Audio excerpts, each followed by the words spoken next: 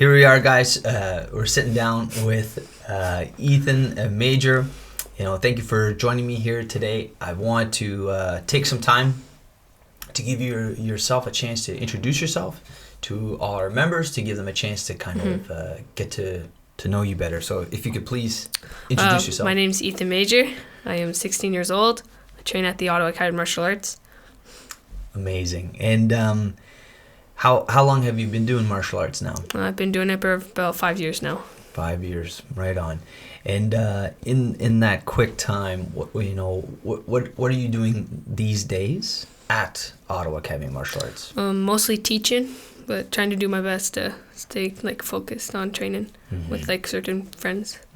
Yeah, and when you are teaching, what are some of the different places that you're teaching? What's some of the different roles you're playing as a teacher?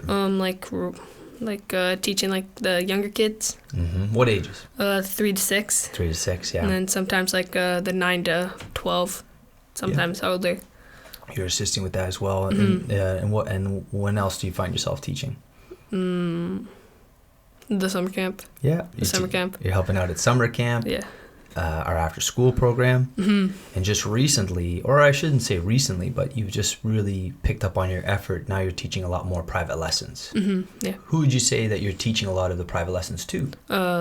Cooper, Ryder, and that's about it. Most of them. A couple are youth. Yeah. And some of these youth that you are teaching private lessons to, what would you say their goal or aspirations are? They really want to get back to competition, and they want to get better at jiu-jitsu faster and learn. Amazing. I think that's what's a lot of fun about being in the position you're in. And I know very much what that's like to be in a position where not only are you competing, but you're also helping others who are on the same path with you, where they're also looking to compete. You and I were just doing a private lesson on Zoom. What was it, just a couple days ago, with Pablo. With Pablo, he's all the way in Argentina. It's such a crazy time to be living in, where you and I are doing a private lesson with a black belt who's living in Argentina, how far away? Different time zone. And we're able to meet up, and we're learning from one of the top black belts in the world. And what was he doing in the last private with us? He's helping us with our De La Riva guard. That's it. And our X guard. That's it. And what's so funny is that you and I both are implementing these techniques immediately into our training, right? And what was so neat about that private lesson, not only did he show us these techniques in the Zoom lesson, here he is in Argentina, we're nowhere near him. He's showing us what to do step by step in superb detail. But on top of that, how did he end the lesson with us? By saying goodbye. Wow. Saying he misses us and stuff. Of course. We all miss him very much. And give him more details. But where did he give us the details? In the videos. What did we review with him? The details. Yeah, we reviewed it was 3 matches? Yeah, something like that, yeah. It was 3. a match where he was showing literally the technique he just finished teaching us. Of him doing it. Him doing it at where? Abu Dhabi. What was the event? The Abu Dhabi World Pro. World Pro. Do you remember his opponent that he was up against? It's Pedro Veras. There you go. And we were reviewing literally the technique he taught us. We're watching him at Abu Dhabi Pro implementing it. And then we reviewed, I guess the other match was, it was Leandro Lowe versus... Demetrian Souza, I think. Yeah. And again, showing the exact same principle or same idea of what we reviewed in the class, in the Zoom lesson. And then he also showed a match with Duarte. Duarte, yeah. And do you remember who? The Demetrian guy again. Yeah, exactly. Same black belt. And what was neat about these 3 matches we reviewed, it was all the same thing. It's just the same technique over and over again. I think what's been amazing is through this whole COVID situation, you've been assisting me in many of the classes I've been teaching on Zoom.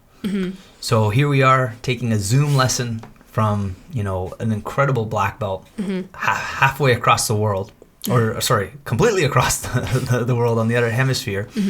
And then there we are, daily doing Zoom lessons with kids, adults, and I watched a lot of people improve doing these Zoom lessons with us. You know, and you're there basically right by side by side with me.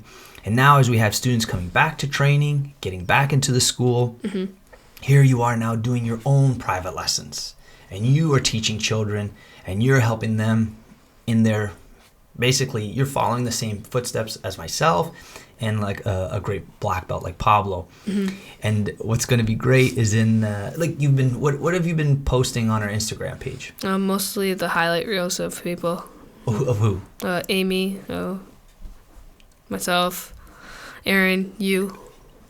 And that's it for now. So what's neat about that is these videos you've been posting on Instagram as you teach classes or teach these private lessons. What are you going to be able to do with a lot of our students?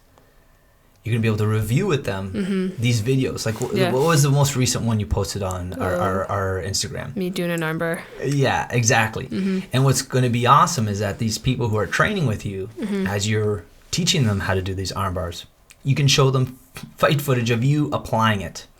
Or, you know, maybe a black belt applying the exact same technique you have applied at a blue belt level. It's no different, right? Either it be at a black belt level, blue belt level, it's still the same technique that you're passing on. You know, so you said it's about 5 years you've been at the school? Yeah. So how old were you when you first started at OAMA? I was 11. I think I was 12, almost turned 13. Almost, yeah. No.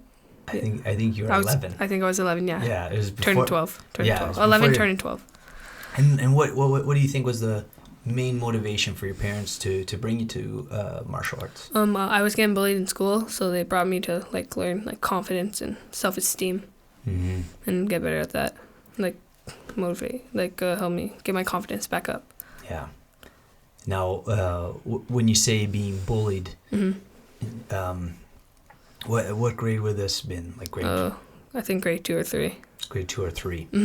Where things started to get maybe quite difficult. And then, so your parents put you into martial arts, help you develop the confidence and belief in yourself. Excuse me. Now, not only have you developed great confidence, but you have also put yourself in a position where you're teaching a crowd of people. You know, from going from being bullied to now not only competing on stages in front of audiences. Did you ever get to compete on like any super shows, like super fights, like events where other than the Pittsburgh one. Pittsburgh. You got to compete at Pittsburgh. You drove all the way out to Pittsburgh. Beautiful city. Really great event. Do you remember the name of the event? Stouts fight. So, that's right. They put on, it was Stout Promotions that put on the show. Great event. Andy set us up, and it's a beautiful city to hang out in. We had a great time there, and you got to compete. How old were you at the time? I was 15, I think. 15. Just turned 15, I'm pretty sure. So go from being bullied, training and developing your skills, to fighting on a stage like Stout Promotions. In Pittsburgh, and you got to fight a great match. We should make sure we post that online. That was a great fight. It was a very exciting match. You were able to walk away with the victory. Have you also competed at some ground game events? Yeah, fun at I think two or 3. I know you've competed in Ottawa at ground games. We set up a great match for you with a very tough opponent from the GTA. That was a great match, as well as, did you get to compete in Peterborough? Yeah, I fought in the Peterborough one. Awesome. So, you know, it's been a phenomenal experience for me as one of your teachers to see you go from being a shy kid to being the confident competitor that you are, but then also being in a position where I'm watching you give back to not only kids, but also the adults that got to run away from you in training, where I see you helping a lot of our adults now in the adult program as you're getting bigger, as you're getting stronger. And, you know, I really believe you have like black belt abilities, black belt knowledge and skills. But then how come you don't have a black belt? Well, you're still growing up. You still have a lot of growing up to do. You still have a lot of learning to do.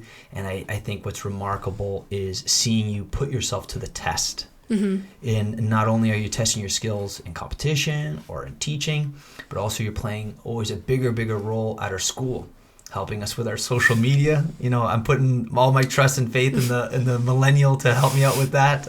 I got no idea with that stuff, but you know, obviously everybody at our school appreciates everything you're doing for the team and for the school. And Ethan, we're all super excited to see you grow up, you know, and continue to compete. And I'm very glad to say I'm one of the first people to interview you. So when you're world famous, please don't forget me, okay? And I appreciate your time today, okay, Ethan? Thank you for having me. Pleasure.